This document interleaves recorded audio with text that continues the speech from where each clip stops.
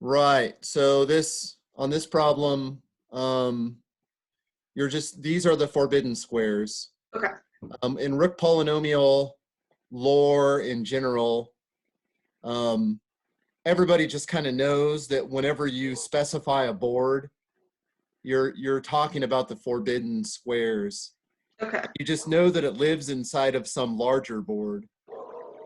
But the root polynomial itself isn't going to change whether that board of forbidden squares lives inside of a giant abomination of a board or like a teensy 7x3 board. Does that make sense? Mhm. Like the root polynomial would still be the same. Of course, the counting that you would do with the root numbers might be different. Does that make sense? So you might have, if it was a 7x7 board, there would be 7 factorial ways to place, X's in non-attacking slots, whereas if it was a 50x50 board, there would be 50 factorial ways to place things. Does that make sense? But the rook polynomial of that board itself wouldn't change. The rook numbers would still be the same. So, yeah. Okay. And then this one, I don't know. I was trying to think of the best way to say it, but I gave you a hint. Like you see that those little labeled squares overlap with that one and with that one right there. Mhm. So technically this board right here, all of the squares are interacting currently. Yeah. Mhm. So we're just trying to divorce that somehow by eliminating certain squares. Yeah.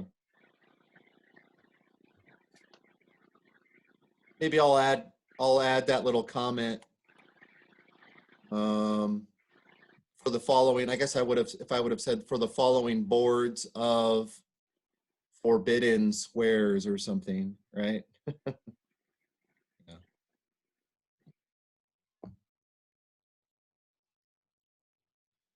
Okay. Other questions? Anything else? Do you have a tech file for this by any chance, or did you type this up some? I just typed it in Word. Okay. Sometimes if I'm doing image grabs from somewhere else, it's almost easier to just do it in a Word file.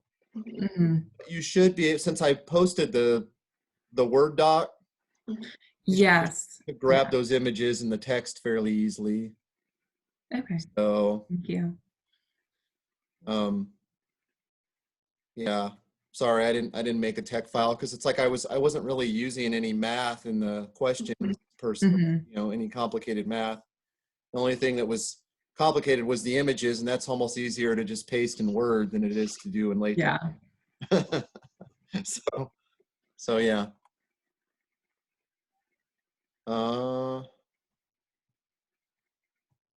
Did you try grabbing these images? I haven't started messing with Yeah, I getting into haven't the tech tried it file yet. yet. I just pulled it up and was reading through the questions. Okay, yeah.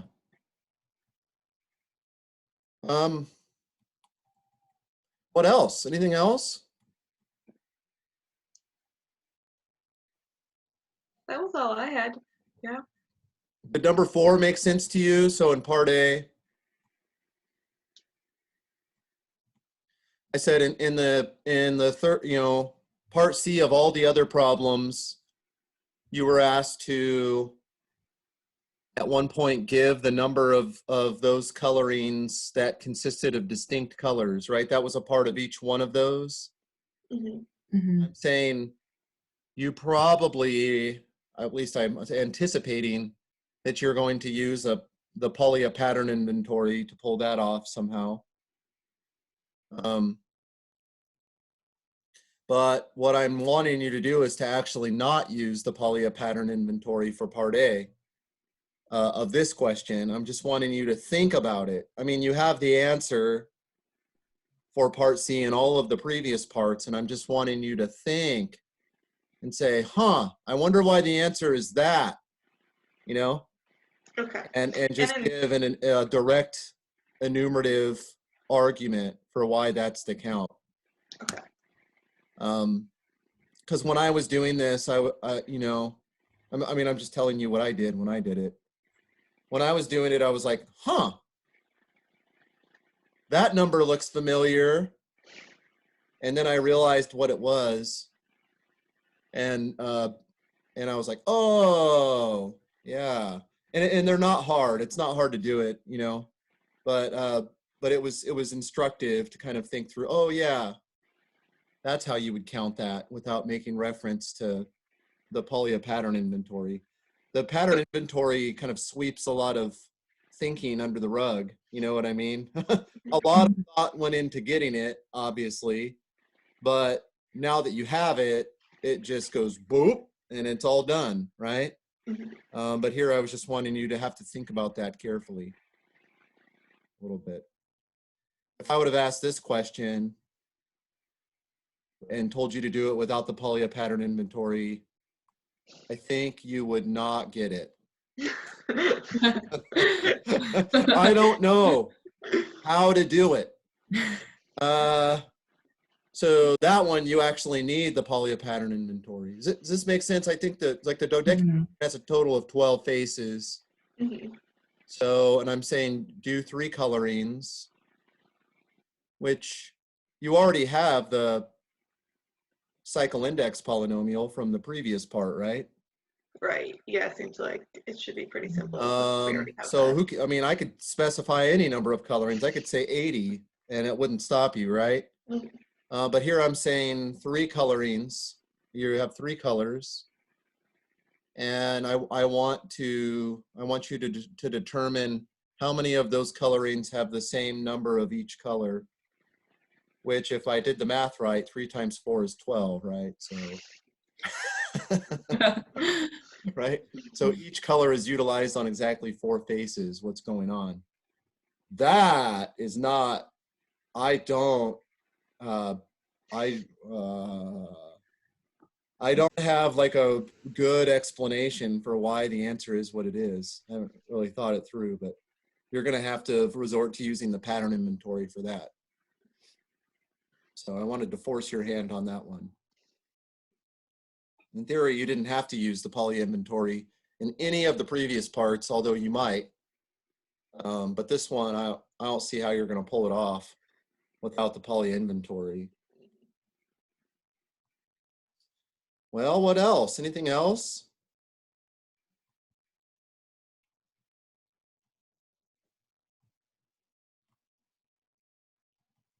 So in problem 4, we're talking specifically about part C of each problem.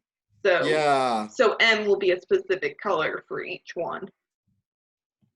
Yeah. Like, okay. Yes. It just varied from shape to shape. Yep, that's right. Okay. Yes. Okay. Right. You have a different M for each part C. Okay. In one case, it was 9. Mhm. In another case, Six. it was 6. And in another case, it was 12 or something. And then whether we're talking about vertices, edges, or faces will change depending on which of the previous Right. problems we're Although, talking about. what did I say? All right. So, I mean, I asked. Right. So I'm wanting you to mimic this, right? Okay. But that question changes slightly depending on whether you're in number 2 or number 3. Right. Edges changes, I think, to vertices. And I only care about the second question, Okay. namely how many of those edge colorings consist of distinct colors. Okay. For part B, how many of those vertex colorings consist of distinct colors, right? Okay. Truly distinct 6 colorings consist of, or truly different 6 colorings consist of distinct colors, okay? And then same thing here. Right. 12 coloring the faces. I'm saying how many distinct 12 colorings of the faces are there? And I'm telling you, or how many 12 colorings of those faces are there where each face gets a different color is basically what I'm saying, yeah? And then that's what you're asking I'm about. claiming in 4A is that you should be able to count that directly Okay. without, just by thinking about it. And not even without without thinking about any of this stuff, like Burnside, none of that. Like you probably could have done that question back in chapter 8, is I guess what I'm saying. Okay. Does that help? Yeah. Mhm. So in problem 4, you're asking intuitively think through how many colorings where you use each color exactly once. Yes. Okay. Except in one of the cases, I think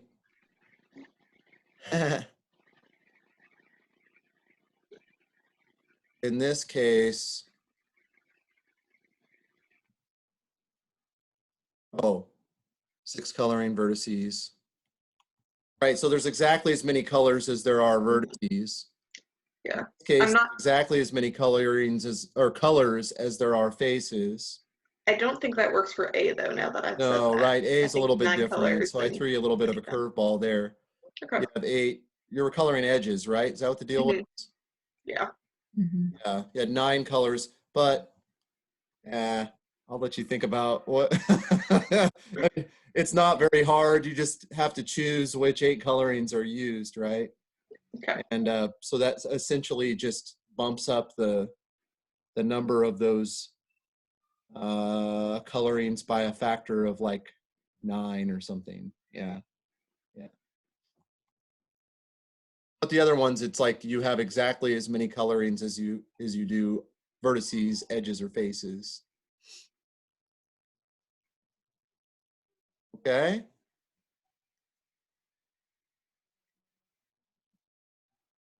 Well, what else?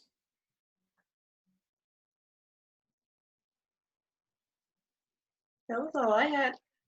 Yeah, I think I'm all set. Did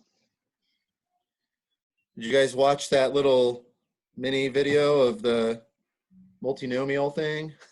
Mhm. Mhm. What do you guys think of that formula?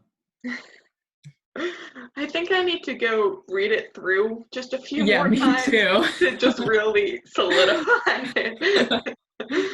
So Like I'll read. do you understand where just at least the product of those multinomials is coming from, where you're basically choosing some number of 1 cycles, 2 cycles, 3 cycles, Mhm. Mhm. and you're going through and just and you have that product of multinomials at some point. You at least kind of understand that. I Yeah. think so.